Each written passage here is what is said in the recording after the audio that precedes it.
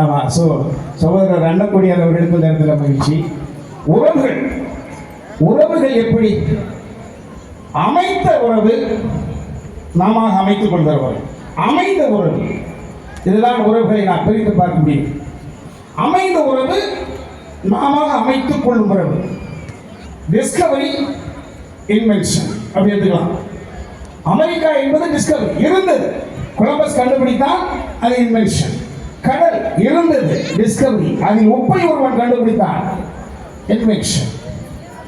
அதை போலதான் நெற்றி டிஸ்கவரி என்றால் நெற்றி வைக்கும் பொட், இன்வென்ஷன். மூக்கு டிஸ்கவரி என்றால் மூக்குத்தி, இன்வென்ஷன்.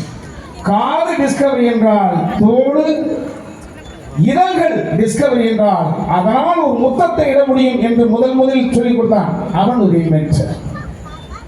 கழுத்தில் இருக்கக்கூடிய, கழுத்து என்பது டிஸ்கவரி என்றால் கழுத்தில் தொங்கக்கூடிய நெக்லஸ். இடுப்பு டிஸ்கவரி என்றால் ஒட்டியான இன்வென்ஷன். கரம் டிஸ்கவரி என்றால் கரத்தில் மாற்றிருக்கக்கூடிய இந்த வாட்ச், கடிகாரம், இன்வென்ஷன்.